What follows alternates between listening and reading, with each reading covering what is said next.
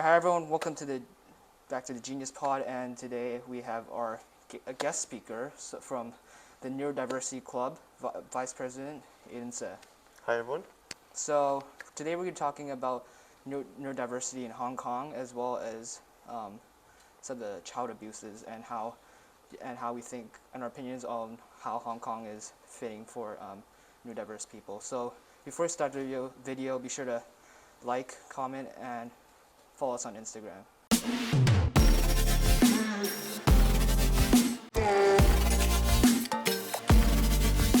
So first, let's talk about the Neurodiversity Club. So why did you join the Neurodiversity Club, first of all? Well, I joined because I realized how important of an issue neurodiversity actually is. It's something that's a lot less talked about as compared to stuff like, say, gender equality or racial equality. I certainly believe that they're all equally as important, and they're all part of reducing inequalities and making our community more inclusive. So that's why I joined, and just try to help as much as I can. All right, nice. So I actually went on your website and I checked on a bit more about your website. So I was well aware that one of the statements goals was to aim to reduce stigma regarding neurodiversity. How do you guys plan on doing this? Well, I certainly believe, we certainly believe that one main part of reducing stigma is by education, whereas we think really that everybody many people in society don't really truly understand neurodiversity, and we have these stereotypes that are created through media and all sorts of things that kind of shape what we think about neurodiversity. And so I think the first step we got to do is definitely education, and so that's why we've been doing presentations, we've been doing assemblies, and all sorts of things. We're going to try to do more of that and try to get as many people involved as possible. Mm-hmm. And also, what plans do you guys have for this upcoming school year? Keep in mind, if you guys are watching in a few years, this is 2002. 2022. All right. So this year is actually pretty exciting. We reflected on what we did last year, and we're making some drastic changes, actually. We split our club into committees where we have different aspects of neurodiversity to work on. We have this research committee where we're doing more research to try to educate ourselves first, because we got to educate ourselves in order to educate others. And then we got this field trip group where we'll be going to the Nesbitt Center, which is an organization for who provides work opportunities for the neurodiverse individuals. And I think that's a really good cause. We'll be going there. We'll be having some interactions with neurodiverse individuals, and hopefully part of the education part.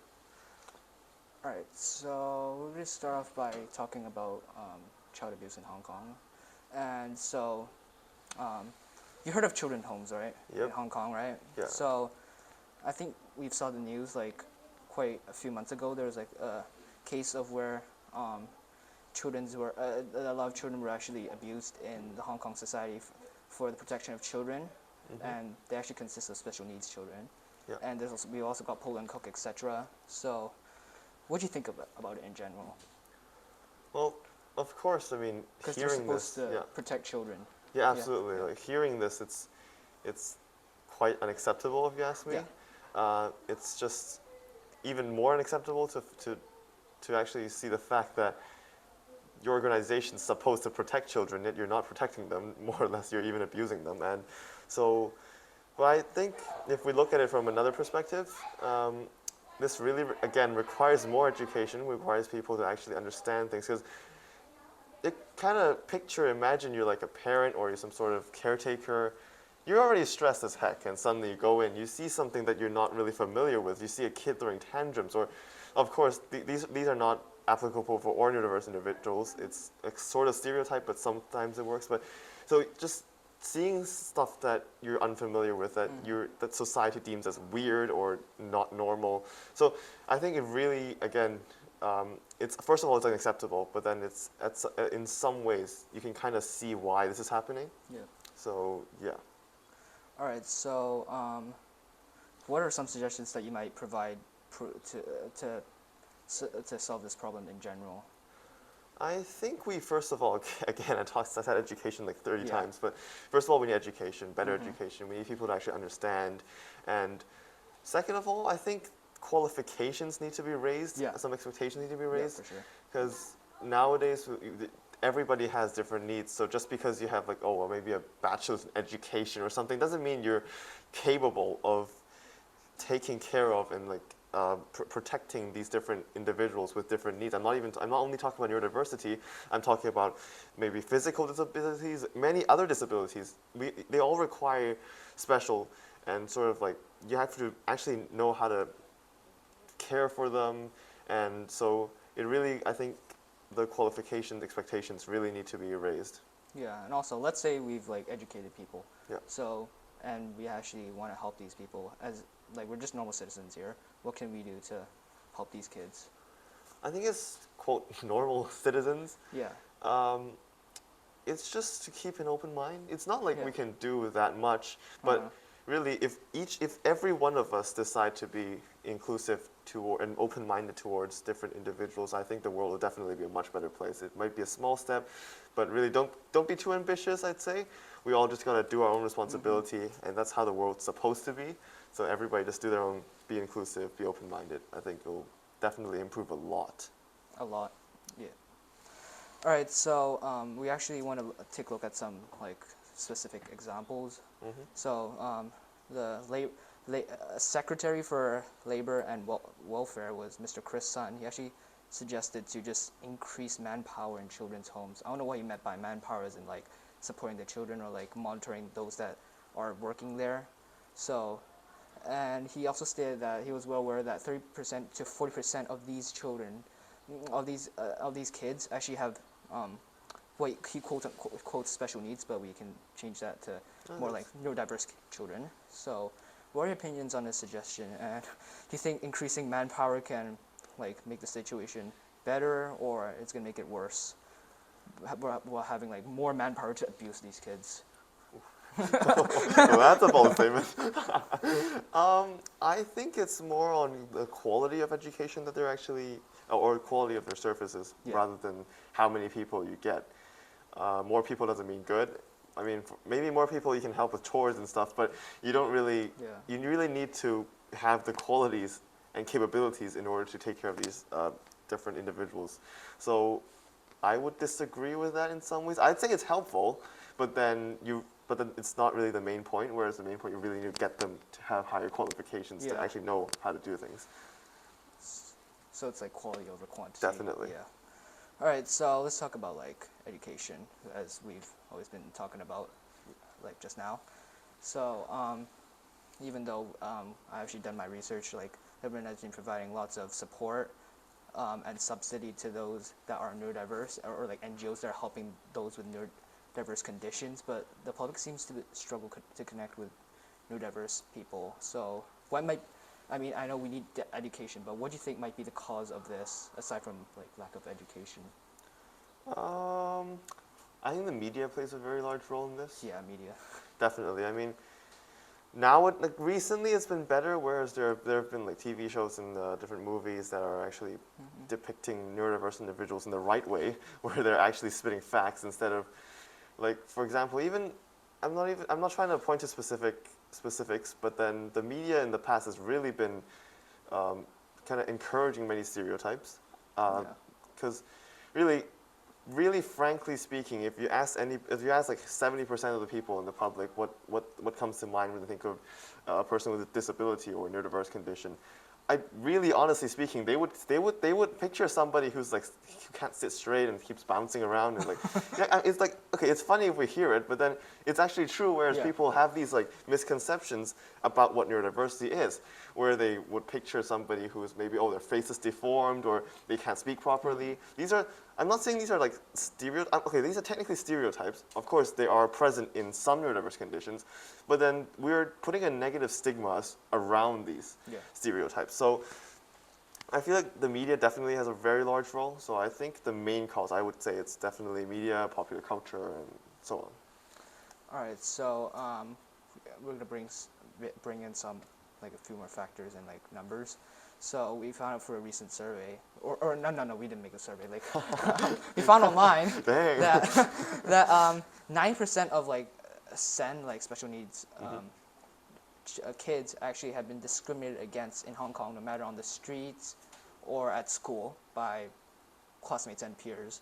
And some parents have actually urged the government to provide a better education regarding neurodiverse conditions to the public, and it's basically what Rotary Club is doing. So what do you think about this statement, and what type of effective education way would you say would be the most effective? First of all, I'm really happy that people are actually taking note. Yeah. Neurodiversity, as I said, well, did I? It's a relatively new topic that hasn't really been talked about that as much as I think it should be. So in regards to education, I really think that it should be, first of all, incorporated from a young age, where, because when kids they get to school, they're bombarded with information, and so that's kind of the young ages are kind of when they get their perceptions of what is this, what is autism, what's ADHD. When I was young, I was at school and somebody somebody from like grade school told me ADHD means jumping around like an idiot.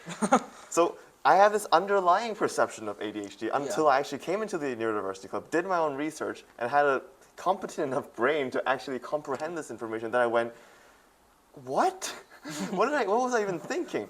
So I really think, first of all, education should definitely be incorporated from a very young age. You need to set the information straight and correct from the start. You can't feed them misconceptions, and you also obviously need to act as you say you would act. Like you can't teach them to be inclusive while you go out there and start yelling at people. Yeah. So I think definitely education is so important. We've been trying to do assemblies, and actually we were planning sessions with transition years, like grade 6s to 8s. We're trying to get as young as possible, but we're getting there because we really need to. I think it's very important that from a young age you get this correct perception of what things really are. Yeah.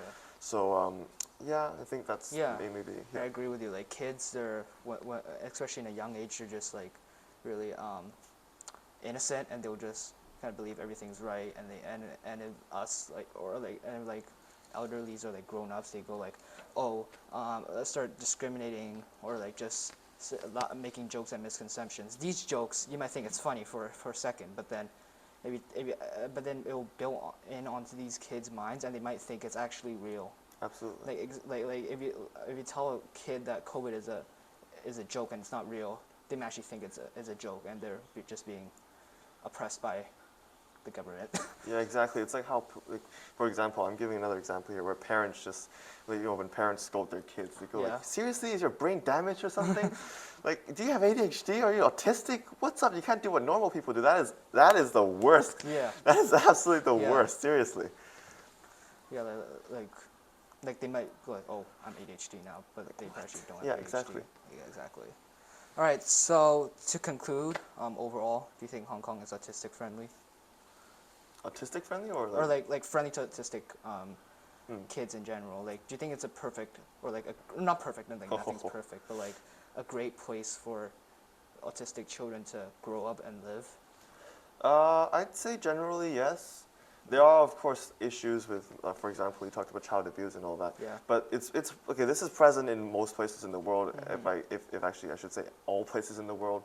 But I'd say if you actually look at comparisons, we're doing good. Our education system is slowly kind of improving. We have special needs education, and it's getting more and more accessible. As an example, earlier Nesbitt Center, they're doing really nice stuff and kind of really being inclusive and teaching neurodiverse individuals life skills and stuff they really need for the real world. So I think we're getting there. Definitely not perfect, as you mentioned. We have lots of work to do, but I'd say I'm optimistic. This is I think we have the potential definitely to be even more friendlier. Yeah. And do you think the government has done enough, or if they haven't done enough, do you think what else could they do to make Hong Kong being more friendly to autistic or like people with neurodiverse conditions? I'd say they're doing okay. I don't really know too much, I'd say, but then at the same time, given what I have, given my knowledge here, I do agree with what they're doing. I think they're doing a good job. But then mostly I just want them, I would really suggest having more and more education for example, teachers with qualifications. They need you should have a special qualification for special needs individuals or disabilities, whatever, not only neurodiversity, right? So we need to broaden the education a little bit more. We got as special needs already, so I think we already took a really impactful step that many countries actually haven't taken yet, but then we'll obviously still got work to do. All right, so that's it for today. You've done a great job. Yeah. So be sure to leave a comment, follow us on Instagram, and we'll be back for quite a while, because we'll be back for season 2. All right, see ya. Bye. Right.